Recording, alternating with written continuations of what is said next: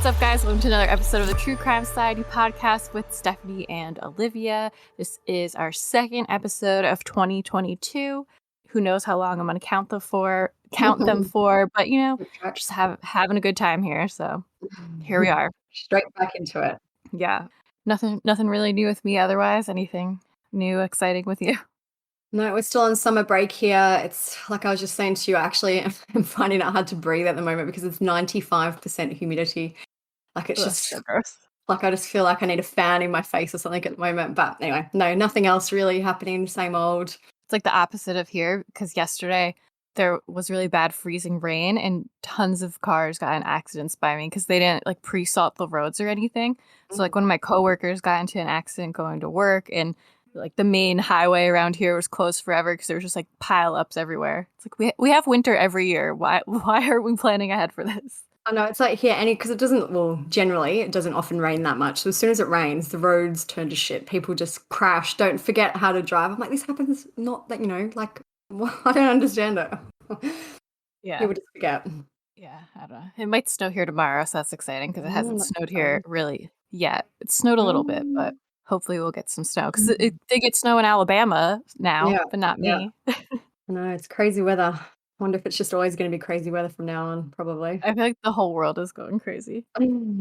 I watched Death to 2021. I don't know if you've ever watched those. It's something they do at the end of each year. It's like a Netflix kind of satire, black comedy about stuff that's happened in the year. And for 2021, they're like, the weather just used to stay in the sky. Now it doesn't. Yeah. Crazy. It really is out of control. My cat is in my lap. She is ready to go. Ready to go? Ready to co-host. Today we are going to talk about a case that blew up kind of on social media before it really hit mainstream news because one of the girls she had a decently large social media following. I think, what was it, like 25,000? 20. Well, she has 23,000 now, so I think she's obtained a few since this has all happened. But yeah, she had a large social media following, pretty large. Yeah, so a lot of people sent it to us because they were posting on her account after her death, and it was sent to us a lot, so we were posting about it. And then eventually it did hit the mainstream news, and I probably should say who it's about. The death of model Christy Giles and her friend Hilda Cabrales-Arzola. You guys followed it online at all? They were both kind of dropped off at different hospitals. Christy was deceased on arrival, and it was a Prius, and like 3 masked men dropped them off, and their families were trying to kind of bring awareness and get justice for them and get the story picked up. So did they get justice? I don't know. We'll find out. And just as a warning, this case does discuss sexual assault and sexual abuse. Not overly graphically, but it can be triggering to people who may have experienced that or people who find that upsetting. So just as a warning, if that is something that would bother you, you may not want to listen to this episode. Yeah. The loss is just so hard. Jan Cilliers was in San Francisco this past weekend visiting his father, while his 24-year-old model and aspiring actress Christy Giles stayed back in L.A. Friday night, Giles went out partying with 2 friends. Saturday night at 5 p.m., nearly 12 hours from when she was last heard from, Cilliers says Giles' body was left on the sidewalk outside Southern California Hospital in Culver City, where she was pronounced dead. Cilliers says there's video of a car without license plates and men concealing their identities, placing her body there. One of the friends Giles was with went home. The other friend, Hilda Marcela Cabrales-Arzola, who goes by Marcela, was left at a different hospital 2 hours later, Kaiser Permanente in West LA, where she's in critical condition. Marcela's toxicology report came back, and I guess they found heroin in her system. Which is nothing that either of those girls would ever do, not voluntarily. So this story started on November 12th last year, 2021. Christy Giles and her friend Hilda, Christy was 24 and Hilda was 26 at the time that this all happened. They decided to go out to some parties together in Los Angeles. As a bit of a background for the 2 women, Christy was married to a South African man named Jan Cilliers. Jan was 40. Or is 40. They lived in LA where Christy worked as a model and Jan works as a visual effects artist. So Christy, as we said just now, has 23,000 followers on Insta. Jan has 6,000. For almost 3 years. I assume this is probably around the time they met. Every single post basically on Jan's Insta features Christy. She was a stunning girl, very, petite, very fine features. But yeah, like all of his posts are about her. He writes things like, I might very well be the luckiest man alive. This another one, it says, am I sorry for spamming you with photos of my gorgeous wife? No, not even a little bit. And she seemed very well liked among her friends, because even when she passed away and people are sending us the story, a lot of obviously, I think her husband had access to her Instagram and was reposting things that her friends were saying, and she seemed just very well loved by many people who made really nice memorial posts about her and nice videos, how she was a very kind person. Seemed very sweet, like, yeah. Yeah. And she comments on his post too, like she writes things like, you spoil me in all the ways. There's another one, how did I get so lucky? And, they just seem like a genuinely in love couple who were very happy together. So look, Christy was a model. I've seen some comments that say she was represented by Fox Models or Wilhelmina. She could have been represented by both. Her modeling kind of profile pages are still online. If you want to check them out, I'll put them all in the blog. I did find an online address for Christy and Jan. I won't make it public, but if this is their address, they basically lived absolute beachfront in Marina Del Rey. They have an apartment that literally is on the sand. Like there's no sidewalk, there's no path or anything. It's literally on the sand. So they seem to kind of be living a real Los Angeles, California beach life. Jealous.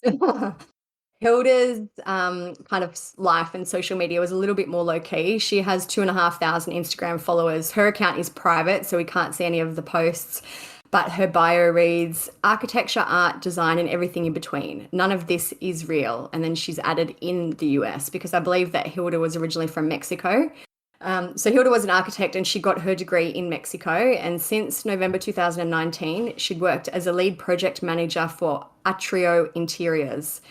In May 2021, she'd make a post online about wanting to move to Canada. That post is still up, so I'll put it on the blog and you can see. But she speaks about herself and she says, my name is Hilda Marcela. I'm a Mexican architect, graduated in 2019. I'm 26 years old and I'm focused on the area of interior design. Of my career as a student, I worked as an intern in different design firms in Mexico and I decided to settle in the area of interior design. She said, I'm advanced in English and can understand French. My goal is to fully migrate to Canada and establish there. I love the country and the opportunities it offers. So she goes into a little bit more about her, skills and what she's got to offer, but it doesn't seem that she ever really got to Canada or was in the process of it, which is sad for her. So none of it really about their social media is kind of important to the story, but I thought that we should add it in because it gives you an idea of who these people are and the kind of lives they were living and maybe the people they were associating with, which will turn out to be quite important. And I do think, unfortunately, if she didn't have a decent sized social media following, I don't know if the story would have really even reached the mainstream news at all. Yeah, I think because, she had such a large following, she had so many people trying to push it at the time. I definitely think that made a difference. Mm-hmm.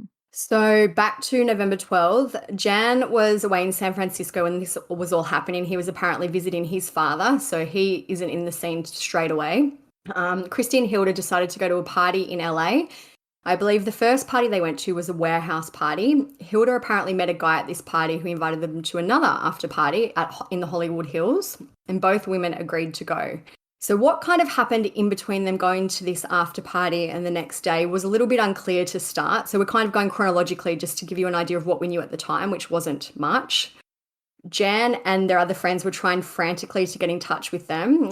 He sent her many texts which have been kind of made public, and he was saying things like, what's wrong? Are you okay? Did I do something to upset you? Please just let me know that you're okay. So she didn't reply to any of these texts. And I know that he said they had their location sharing on between them, so they each knew where each other was at the time, and that's where that was kind of the basis of the posts that were being made at the time where he was trying to find her. So at 5 p.m. on November 13, which is the day after they went to these parties, CCTV at Southern California Hospital in Culver City showed men in masks and hats pulling up in a black Toyota Prius that had no license plate. They dumped Christy's body, and another 2 hours later, the same car and I guess the same men dumped Hilda at the Kaiser Permanente Hospital in West LA. Christy was pronounced dead at the scene on November 13, Hilda was still alive and she was taken into the hospital. She was placed on life support, but there was said to be little chance of recovery. She remained in the hospital until she was declared brain dead on November 26. Her father spoke to the media at the time and said, "My girl was diagnosed brain dead yesterday. We were already expecting it to be bad news and we're trying to take it with a lot of strength. I asked God to return Hilda to me in 100% good health, but if she was going to be left impaired, it is better for her to leave and go by his side." Hilda was eventually taken off life support and she passed away. The LA Medical Examiner does have her date of death as November 24, but I actually believe that was maybe when she was declared brain dead and that her organs were taken and she actually physically died a few days later, because there's a few different death dates I've seen in regards to her. Yeah, that would make sense. Yeah, the discrepancy, if you see that online, there's a few different dates. So as we said, this case, which kind of surprisingly took a few days to start getting any real media attention, there were some vague details kind of emerging on social media with friends of Christy and Hilda beginning to make posts. Reminds me a little bit in this regard of Lexus Sharkey, where the friends were the ones who kind of picked it up first and were begging for information. And they were the ones sending it to accounts like our account, like to crime accounts or people with social media followings, like to try to get people to post about it. And that's what people did. Once they started posting about it, more people picked up on the story. We were posting about it. And then even for days following, people would message us and be like, "Oh, what was going on with the case about the two models? Like any updates on the girls that were dropped off at the hospital?" So it definitely helped get more people invested, because the media didn't pick up on the case until pretty much almost right before like the arrests were made, I feel like. There was some basic media reports, but yeah, not a whole lot until that kind of progressed. Yeah, blue, like local news or kind of like tabloidy news almost. Yeah. Picked it up because, they were, quote, Instagram models in a way. Well, Christy anyways. She was also a real model. Yeah. So I did manage to screenshot one of the posts at the time. It says, "Hey fam, still waiting on more details. This will be a process. What we do know is that there was foul play. This was not an accident. Plenty of suspicious evidence, but until it's concrete, we can't release any details.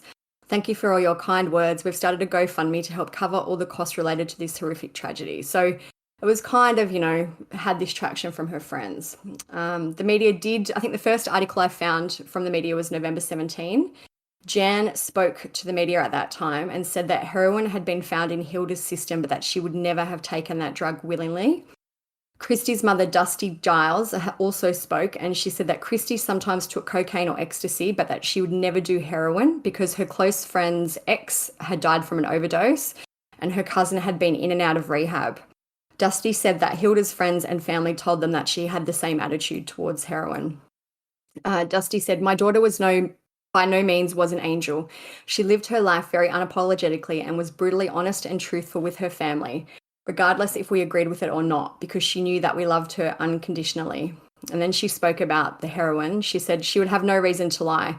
"We actually spoke regarding heroin. My daughter said, hell no, the heroin out here is laced with fentanyl. People are dropping like flies." I think that might also be one reason too why kind of a lot of people brushed it off initially, is because with all the like heroin overdoses and fentanyl deaths happening these days, it kind of like initially when there wasn't a lot of information out about it, it was easy to just assume like, oh, it was probably just another drug overdose and, shitty people just dumped them at the hospital.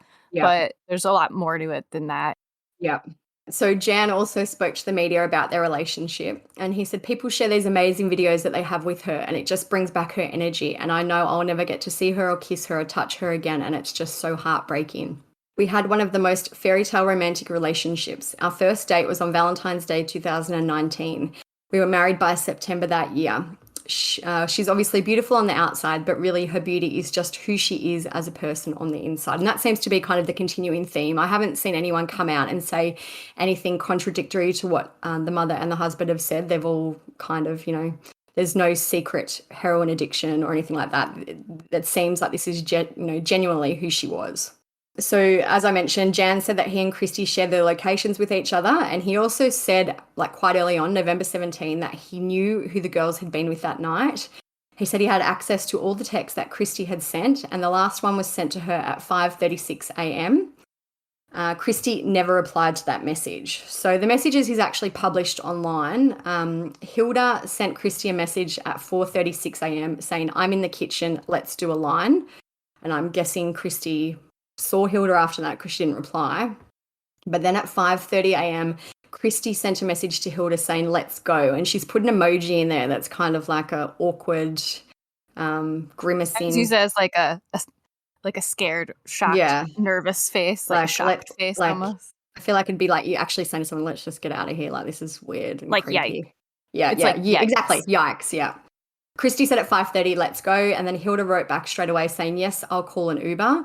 And then at 5:32, so 2 minutes later, she wrote 10 minutes away. The Uber arrived. They never got into it. The Uber waited for a little bit and then drove away. Christy's friend Eddie sent a message to her at 5:36.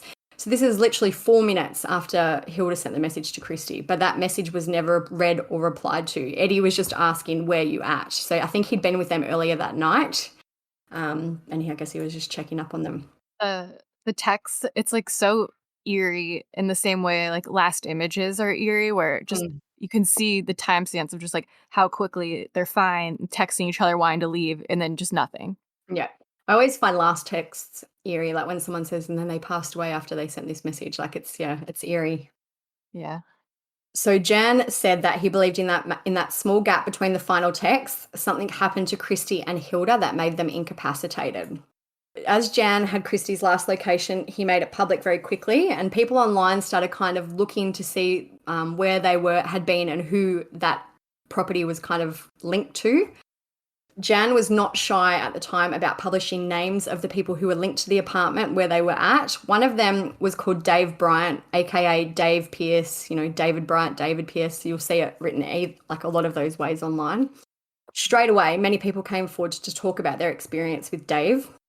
Someone wrote, Dave Pierce, or Dave Bryant, is one of the shadiest, dirty dudes there is. Apparently this was his apartment. He has a long rap sheet and he's done all sorts of stuff, predatory, disgusting stuff with women. Been hearing about drugging rumours for years. He used to roll with predator Ron Jeremy. You should implore the police and FBI and media to release his name to the public and see other victims that have come forward. And then he posts a photo and he says, here's your guy, scum of the earth. So it's a photo of Dave with Ron Jeremy. Mm-hmm. So this very quickly we got kind of an insight into this David, who seems to be the main instigator in this case.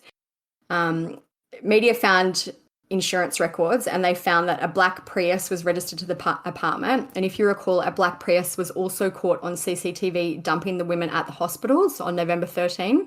The apartment was linked to David Pierce. A neighbour came forward and said that they heard moaning from the apartment on November 13. They said, I heard someone moaning in pain for 5, 6, 7 hours all day on Saturday.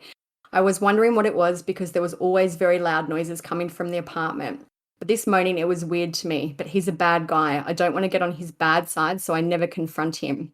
The police came and spoke with me and they said there'd been an incident, but they didn't give any more detail. They showed me a photo of him and his black Prius, and I told them I had heard moaning all day and they took notes. I haven't seen his car for a few days now. So, it was the police knew, I think, fairly quickly who the girls had been with, but obviously it took them a while to kind of get their ducks in a row and get everything ready.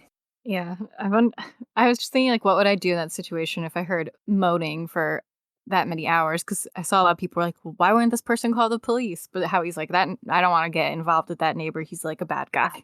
Yeah, and we'll get into it too, but there seems to have been a lot of I think he must have lived in this apartment for a long time. So it seems like there was some shady stuff that went on over the years. So maybe this wasn't, totally out of the ordinary, or I don't know. Yeah. But there's lots of photos online of Dave Pierce. There's some of him with Paris Hilton. He was kind of, he went to the Weinstein Company's 2007 Golden Globes after party. So there's lots of photos of him online. He had seemed to have some pretty high profile friends, or at least associates. He seemed like one of those people that just kind of like a parasite. Like, I don't think he's friends with Paris Hilton, but maybe he was at the same event as her. Like, they seem to just, these people like get into these events and then just act like they're much more famous than they are. Yeah. So when I was researching, there's actually so much information on David Pierce dating back to like 2010. This has been going on for a long time. There was a post on The Dirty from 2012. It said, Nick, this guy's the biggest douchebag in LA. He apparently steals from people. He got my friend drunk and took advantage of her. I met him and he grabbed my phone and put his number inside my phone as Dave, my new husband. I told my girlfriend who did that and she said, is his name Dave? So it seems like, everyone kind of knew who this guy was. Should we talk about the photos?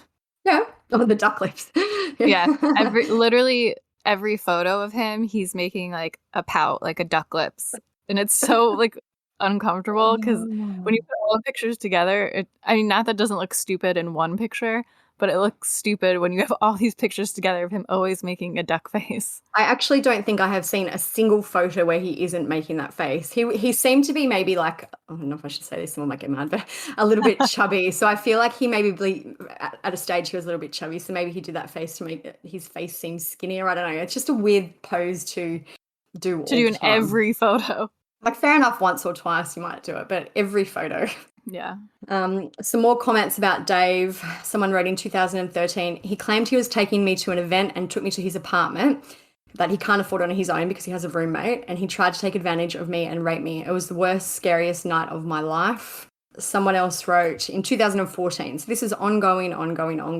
This guy just pulled the most psycho nonsense I've ever heard. Convinced a friend to visit him in LA after several weeks of being sweet and nice.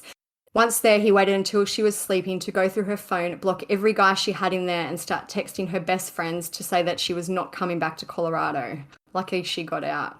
And, you know, other things like this dude has been banned from multiple spots in LA. I used to see him at the Playboy Mansion until they caught onto his ways.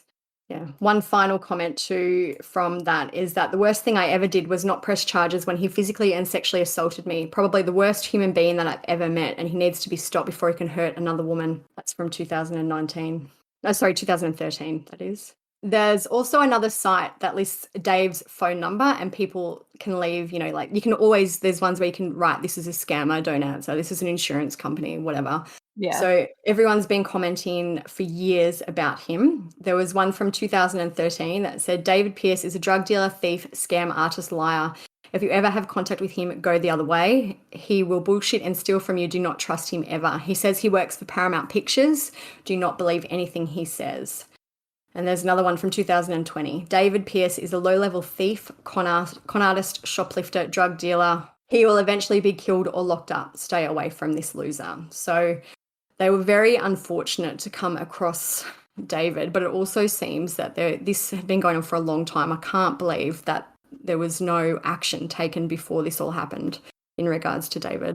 I was just thinking, I feel like guys like this, they do it so much that they're like good at it. Yeah. They pick girls like Christy and Hilda, like younger girls who go out in the party scene, maybe like to like casually do drugs, things like that. Girls that like to party that are younger, whereas then they get them like fucked up, sexually assault them probably. And then the girls the next day wake up and they don't really remember exactly what happened. But in their minds, especially like before like the Me Too movement and before it was more of like a prominent topic about consent, a lot of the girls probably woke up feeling like, wow, I got so fucked up last night and like I let this guy do this to me. Yeah. So they don't report it because they're like, they feel responsible for it. So I feel like these gross guys like this, they just like know what types of girls to pick and to victimize, to be able to have the girls like blame themselves almost.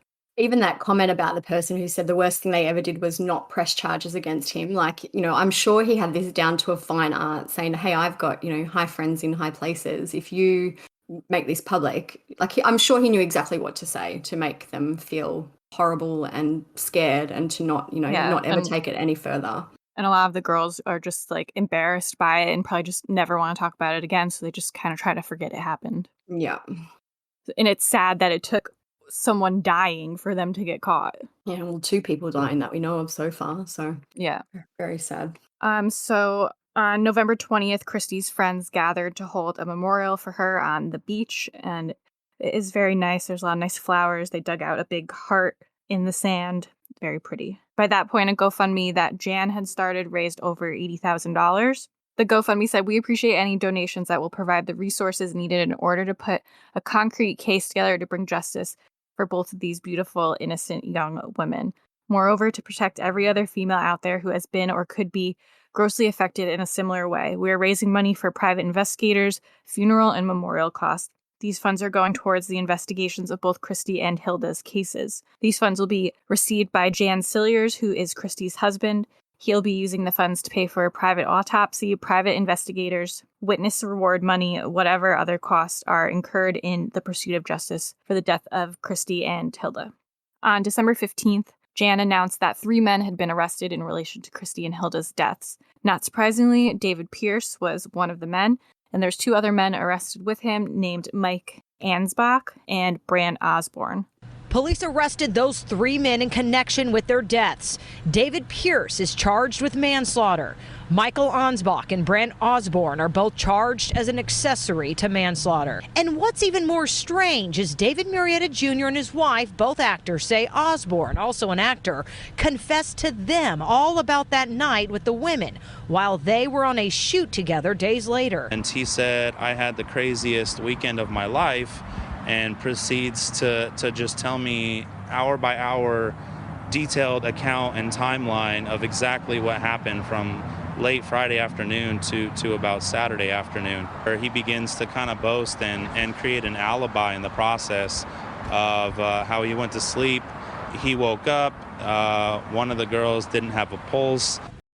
David Pierce was charged with manslaughter and is being held on $1 million bail. Brant and Mike were each charged with accessory to manslaughter. Their bail is set to $100,000 each. LAPD said when they announced the arrest that it's believed both women were given drugs and overdosed. Based on the investigation, the LAPD is concerned that there could be other victims in our community who could have been drugged by one or more of these men. According to actors Alexandra Creatow and David Murrieta, Brant Osborne had divulged to them while on a shoot in November about partying with the women and later dumping their bodies. They said that Brant told them, quote, I've had the craziest weekend of my life. They said he told me how they'd partied, 2 girls came back to their place and the girls had a bunch of drugs. They said he told him that he left his apartment to get a COVID-19 test for a commercial shoot, and when he returned, his roommate informed him that Christy was dead. He said he checked her pulse, freaked out, decided not to call 911, and they decided what to do with the body.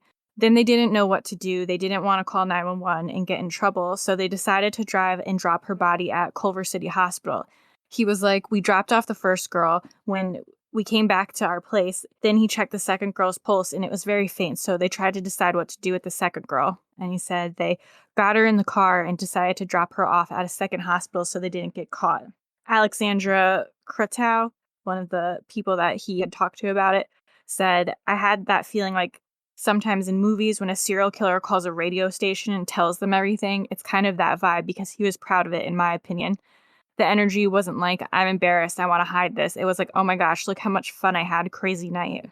Brant was arrested while on the set of NCIS Los Angeles. His IMDb entry shows 3 whole acting roles for him. I think I've read too that for the NCIS thing, he was just in the back, like he was a background actor. So An extra. Yeah, an extra basically. So he was really successful. He walked by. Yeah. Brant also worked at the Hotel Americano for 15 years as a bartender. He claims he created his own cocktail called the Sunblazer. His Facebook page also shows him at various LA events. In one photo, he's also seen alongside Paris Hilton. In others, he's posing on a hill overlooking Los Angeles, and he's wearing a shirt that says, bad decisions make great stories. So that just kind of tells you exactly who these guys are. Osborne refuted to comment when contacted by the New York Post in November. I don't have a comment. All right, goodbye, he said. Brant's biggest concern at the time that Christy and Hilda had passed away was that they had peed his bed at some point. Mike Ansbach, the third man that was arrested, he works as a camera operator and had worked on shows such as Vanderpump Rules, Punk'd, and The Amazing Race. On Instagram, he describes himself as a cinematographer and voiceover artist. He set up companies including P7 Media Group and Adrenaline Media Group, LLC. On the night of November 12th, David and Mike snuck into the warehouse party VIP section. A witness said they targeted Christy and Hilda and acted obnoxious and crazed. The friend who asked not to be named said she saw 4 men and a woman arrive, talk their way into a VIP section at the event, and began hugging strangers as if they knew them. She said 2 of the men acted obnoxiously, with David taking off his shirt and flailing around.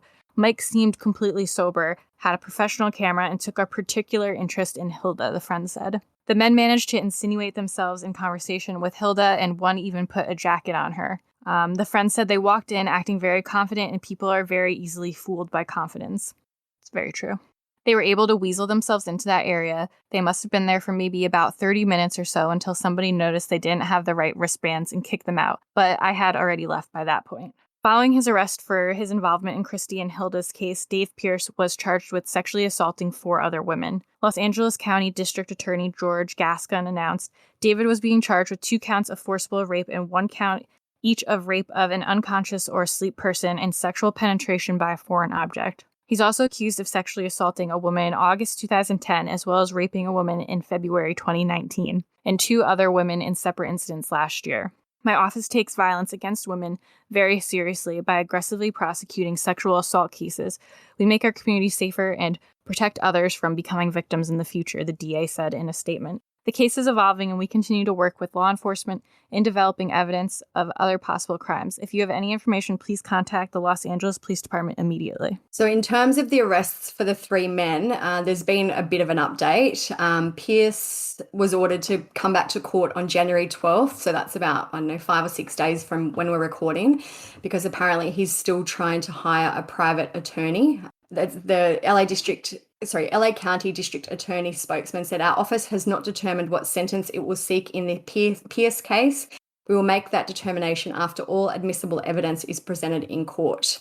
In terms of Mike and Brandt as well, as we said, Mike and Brandt were both booked on suspicion of being accessories to manslaughter. However, the LA County District Attorney's Office rejected the case against Brandt Osborne, and his arrest was retroactively reduced to a detention. In terms of Mike, he's still on the $100,000 bond, and prosecutors have yet to file charges against him. I wonder why his was reduced, because didn't it say 3 men dropped them off at the hospital? Yeah, and it also seems like it was Brandt lived in the apartment, so maybe that has something to do with it. Maybe his theory is because we know the one that left to go take a COVID test. Yes, and he was the one who was annoyed they peed in his bed. So maybe his argument is that he just came home and this is what happened. Yeah, because he wasn't there.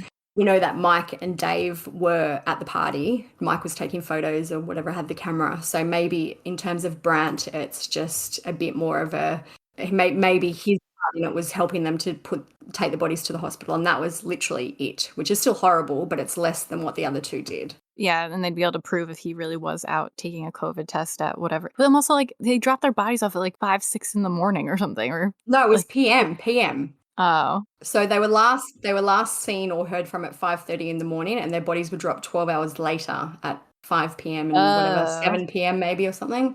So okay. Yeah. Because I was like, who's taking a COVID test at 4 in the morning? Yeah. There's also a photo that's since come out of Hilda between Mike and David Pierce. So, there's obviously proof that they were together. So yeah. Yeah. And David's doing the duck face. Of course. Yeah. So David's doing the duck face, pointing at Hilda. She's in the middle. Mike's got his big camera and holding what looks like a beer. Yeah. Looks pretty incriminating to me. Yeah. And just even the fact that since this, 4 other women have come forward makes me think there's probably countless women that this has happened to. Yeah. Jan, Christy's husband, spoke of the relief he felt following the 3 arrests. He said, I sighed a sigh of relief, but I also understand that this is just the beginning of the battle. There's going to be a lot of stuff to get through in order to get these guys in prison. I know that I have to be strong, and I'm going to do everything that I can to make sure my wife gets the justice she deserves, even though no amount of justice is ever going to bring her back, and she's still going to be gone. But hopefully it stops these guys from doing anything else to any other women. He said, we definitely think that there are other victims out there, and we'd love for them to come forward and just add their voices to this case to help get these guys off the street. And that stops these guys from being able to victimize any other women. He also spoke about his marriage to Christy. He said, I never felt love so deeply, and I doubt I ever will again. She's a really incredible, incredible human. The GoFundMe that Jan started raised over $130,000 before donations were disabled. He wrote, thank you all so much. The love and generosity you've all shown is beyond touching, and we appreciate it so deeply. This gives us the resources to fight for justice at the highest levels, and that's exactly what we are doing. I also ask that you all please keep Christy and Hilda in your meditations and prayers. I just had another look at Jan's Instagram while we're recording, and his last Instagram post was a week ago for Christmas, and it's a beautiful photo of Christy. She's in the snow. She's wearing a white kind of furry jacket, and he's written, celebrating the holidays with you is such a special experience. So many laughs, hot chocolates, epic food and holiday parties, cuddles by the fireplace, and love. I love you, my angel, always and forever. And his Instagram bio, which I forgot to mention too, is in pursuit of justice for Christy Giles' death. So I think he's made this his mission now to get justice for Christy. Yeah, very sad. Following Dave Pierce's arrest, more information about his past has come out. Scarface actor Stephen Bauer has said that he lived with David from a short time in 2010. David allegedly told him that he had drugged women in an attempt to have sex with them. Stephen also spoke about a party where David disappeared for a while with a young woman and her female friend became concerned. Stephen said that as he and the female friend started looking for the missing woman, she burst out of a room sobbing, with David right behind her. He said, he was trying to hustle me out of the party so that nobody else would hear. He said, don't listen to her. This is a stupid party. Let's get out of here. Get in the car. Get in the car. The woman told Stephen, she said, he cornered me and he locked the door. I told him I didn't want to do anything. I didn't like him. And he said, yes, you like me. And he forced himself on me. I said, did he hurt you? And she said, he raped me. So I asked him straight out. I said, answer me what she's saying. What she's saying is that you raped her. And he goes, she's a liar. What, you're going to believe her? She's a fucking maid. She's going to brag about this later. He goes, stop being a pussy. She's a liar. She's a housekeeper or something. I said, I'm going to start walking and I'm going to tell the police where you live. If you don't let the girl out, I'll get her home. He called me all kinds of names. He called me a pussy and that I was a party pooper and I was a hypocrite and that I knew all along what was going on. So that's really gross and terrible. Yeah, but not any different to what we've spoke about earlier. It seems like he was very consistent with his behavior. Yeah, and it does seem like he had that mentality. Like all of these men seem like they think they're literally like God's gift to women, which is why even if they don't think that they're like forcing themselves on these girls, and they think like these girls are going to be grateful, which is just like an absolutely disgusting mindset for anyone to have. They've gotten away with it for so long. It's fucking gross. There's another photo I've just found of David while we're talking, and it's him with his duck face, and he's got his like fists out so you can see all his jewelry, and he's just a creep. I said it when they first got arrested, like all of them are just like the embodiment of like Armani Exchange or like Tap Out or Ed Hardy. Like they like just saying that you could picture exactly what they look like. Yeah. But there's shit like this makes me so mad. This is like one of my it's like trigger type things of just like old gross men who do shit like this to younger girls. Yeah. And like the confidence that they have. Like, ugh. So I had a look just before we recorded. There's no real other updates in terms of this case yet. The last media articles were really 2 or 3 weeks ago. You know, I'm assuming in maybe a week or so we'll hear more once David hopefully gets to court and hopefully gets his attorney or whatever he's trying to do. So fingers crossed. Really hope more victims come forward and get some sort of justice for themselves, and so that especially Dave Pierce, gets a fucking worse punishment. Yeah. It's like they ruin people's lives just to get off. How selfish is that? Like just based on all those comments on all those different sites as well, that there are plenty of women. I guess it's a matter of what proof they have left after all these years, you know, like, I don't know, it might be but even if you have like 30, 40 women who have a similar story, I feel like that has to help. So if you're one of those women, please go to LAPD and report it. Absolutely. And they seems like they're really receptive to getting this information. So definitely it's something that these women should look into if they feel up to it. Yeah. I had a look too. Both the women have their entries on the Los Angeles Medical Examiner website.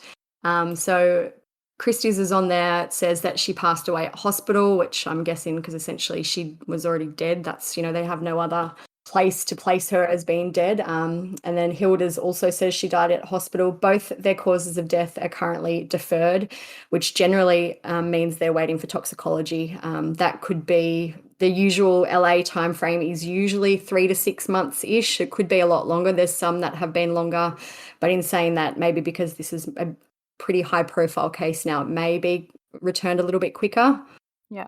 But as of the time of recording, both their causes of death are still not confirmed. Another point I want to bring up, because I saw some people like messaged us and asked this like in a genuinely like innocent way, like if they hadn't followed the whole story, and question that some people would ask is, well, why are these guys getting arrested if the girls were doing drugs themselves and overdosed? And this was probably before like the sexual assault type stuff came out too. But I've seen people ask that, and it's because even if it's hard to say if the girls took the drugs willingly or if they were tricked into taking the heroin. Their family seems adamant that they would not do that. But either way, the problem is if the girls overdosed at the apartment, these men waited hours and hours to bring them to the hospital. Even between Christy and Hilda being dropped off, they waited 2 hours to drop Hilda off. And by the time they got there, she was basically like in a coma, brain dead. Those 2 hours could have made a huge difference in saving her life. Even Christy, if they got her to the hospital sooner, she might not be dead. So Yeah. maybe the girls took the drugs by choice. Not saying they did. I'm just saying, even if they did, like, these guys are still at fault for their fucking deaths. Yeah. And I wouldn't be shocked if they didn't take the drugs, like, willingly. No, I wouldn't be surprised if they were told they were taking something else and it was actually, something to get them more fucked up so he could drug them and rape them or whatever. Yeah. I also wouldn't be surprised if Hilda's cause of death actually comes back as on paper being different to Christie's, because I know that Christie's will probably be a drug overdose of whatever drugs, but because Hilda was in hospital and she eventually passed away like days later, I wonder if her death was like, obviously the drugs caused whatever caused her death, but maybe it'll be listed as more something like a heart attack or something that's related to the drugs, if that makes sense. I've seen on some like death certificates it'll say like heart failure due to some like drug intoxication or Yeah. But yeah, that's really it with their story as of right now. Definitely a one we're going to be keeping an eye on. So if you want to stay up to date on that, definitely follow us because we'll be posting about it. And on the blog, I'll put all the texts, maps of where they were last seen, all their social media accounts, all the duck lip photos of David. So yeah, check out the blog definitely for a bit more of a deep dive into the case. In terms of other case updates, there is a bit of a small update on missing child Lena Cahill. We spoke about her in our first episode for the year, so you can go back and listen to that. Basically, she's a 3-year-old child who went missing in San Antonio, Texas. As of the time of recording, which is January 6th, this is the 3rd week that she's been missing. She is still missing. There has been a pretty large-scale search this week conducted by the FBI. The FBI's underwater search and evidence response team has been searching a creek in the area that she disappeared from. The San Antonio Police Chief, William McManus, spoke to reporters on Tuesday this week, and he said, "We don't want to leave anything to chance. Everything that we get that has any kind of potential at all, we follow it up, and that's what we're doing here today." So they searched the creek, but they didn't really seem to find much. They wrapped the search up on Wednesday. There was a spokesperson with the San Antonio Police Department, and he spoke to ABC News on Wednesday, and he said that the dive effort concluded without any conclusive findings, and that police have now broadened the grid in the search for Lena. So anyone with information on her case is asked to call the San Antonio Police Department Missing Persons Unit. It's been 3 weeks and still no sign of 3-year-old Lena Cahill, who disappeared from a playground within her apartment complex on December 20th. And today, the local Afghan community says they're not losing hope and are continuing their search efforts for Lena Cahill. In the last 20 days, groups of volunteers have searched near and far, combing through ditches, the brush, and even the murky waters of this creek. At this point, we are searching areas, hopeful that we'll get a lead or we'll find something that pertains to Lena. The search party canvassing areas near Hebner Road, not far from where Lena was last seen. Lena had been a subject of an Amber Alert for nearly 3 weeks. Last week, that Amber Alert discontinued. Police say they had received a tip that led them to search a nearby creek. The FBI calling in a dive team who searched every inch of this area, but still no sign of Lena. It's a very strange one. I can't figure out what would have happened to her. It seems like it was probably a stranger abduction, especially if they had reason to search a creek, unless they were just looking for maybe her belongings or something like that. But yeah, it's Reminds very me strange. a lot of Dulce. Yeah, it definitely reminds me too.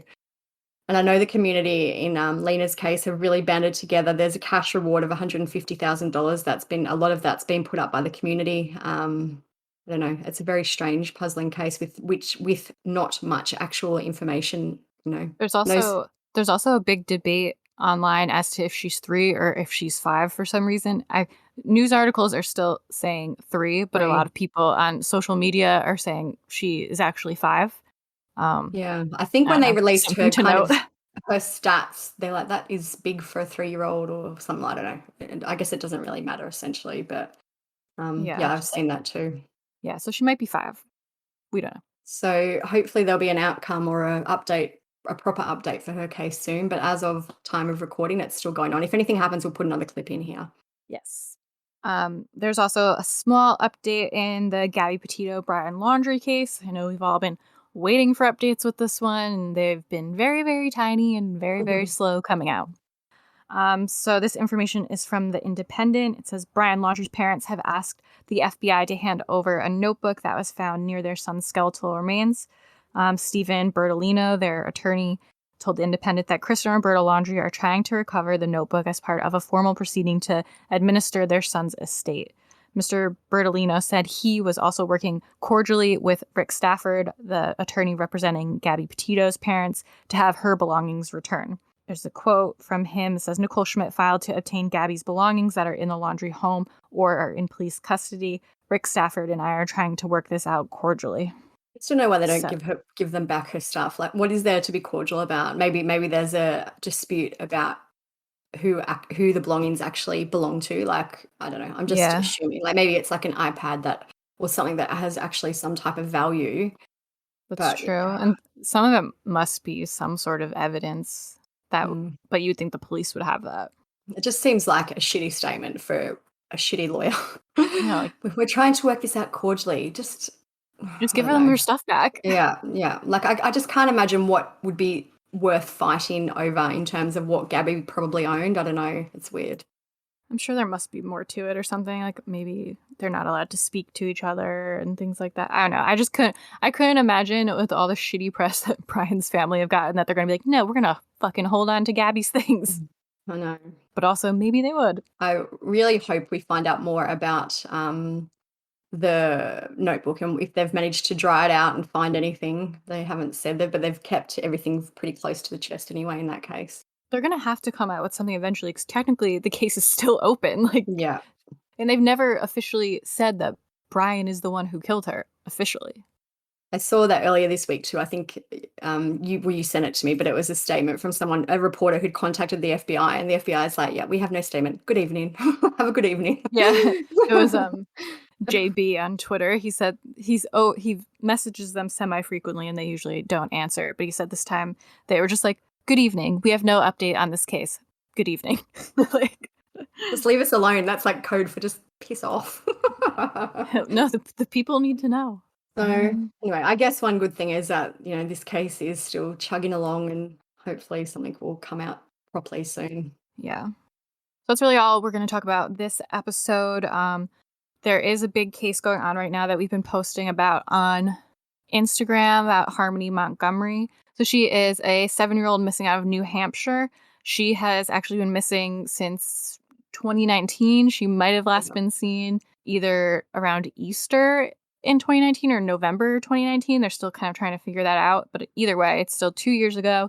So this is kind of taking over social media right now. It's very confusing to a lot of people because there's a lot of people involved in it and trying to put together the pieces. The pieces are all coming out like not in chronological order.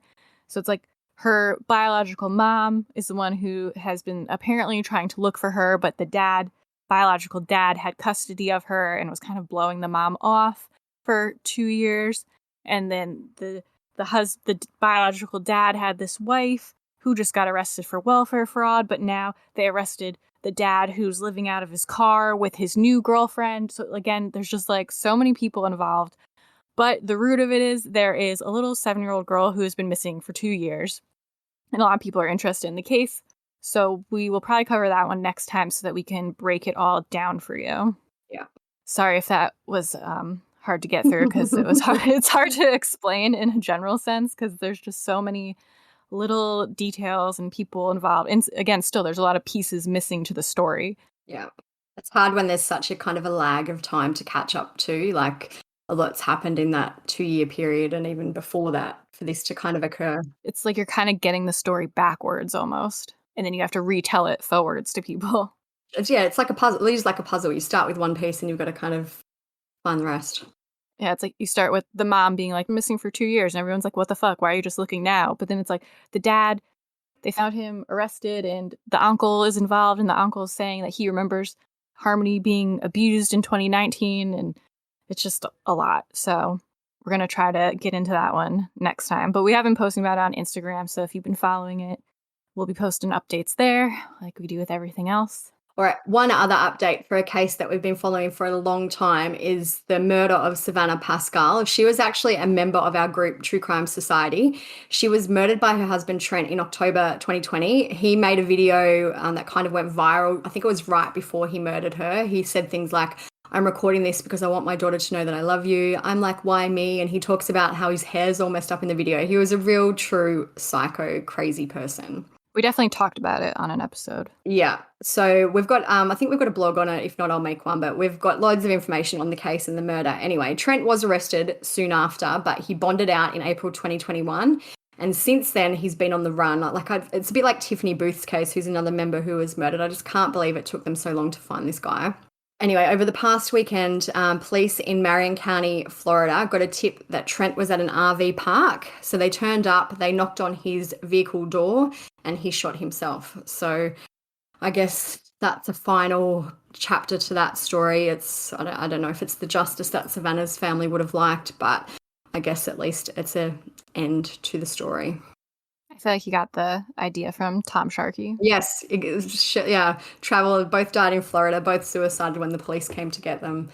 I'm not surprised that that's how it ended for Trent. I'm not surprised either how it ended for Tom, because I feel like they both took that as the way out.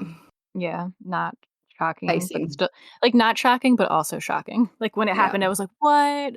And then I was like, ugh. Yeah. I also wouldn't be surprised if Tiffany's ex or boyfriend has also taken that way out, and he just hasn't been found yet. But It's crazy that he hasn't been caught. So yeah, I think that's about it for this week, maybe.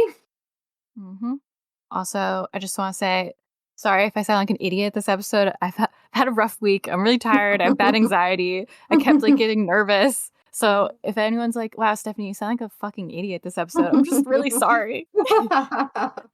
You don't sound like an idiot. You did a great job. I sound like an idiot every episode, so whatever.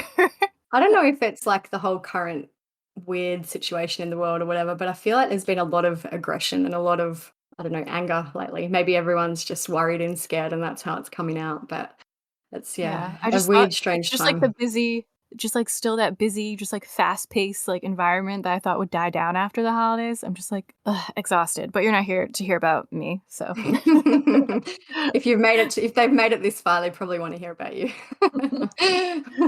No, I just wanted to apologize if I sound like I'm struggling, because I am struggling. You did a great job. Thanks, you did a great job too. High five, virtual high five. Virtual high five, besties. Okay, enough. So usual outro time. So if you haven't left us a review on Apple Podcasts, please do that. Only a nice one, because I'm suffering to begin with. Oh my God. Spotify, you can leave us a rating now. So if you listen on Spotify, please do that. And follow us on Instagram if you don't already, because that's where we post all the updates, like we've said a few times.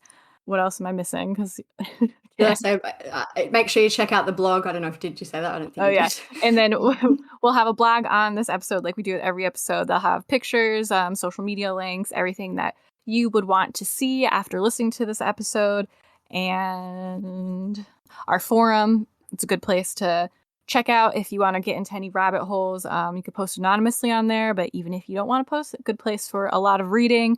A lot of crimes get posted there from the start, and then all the comments kind of just as everything happens.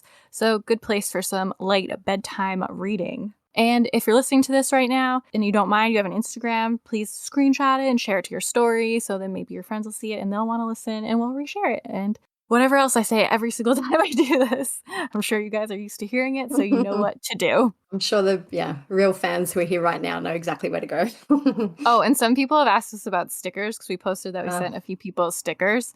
We just had a couple spare ones that we sent to people who message us. So I don't want anyone to feel slighted as a true fan. I know you're all true fans, but we are ordering more stickers, so we will send out more stickers once we get them. We'll post something, and I will mail you stickers. So please, no one be mad you didn't get a sticker. I literally only had 5. Something to look forward to.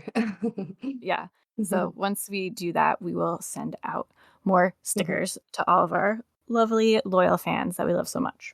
All right. I think I've rambled enough. So we'll see you guys for episode number 3 of 2022 next time. That will probably be on Harmony Montgomery. All right. Well, see you guys then. Yeah. Bye. Stay safe.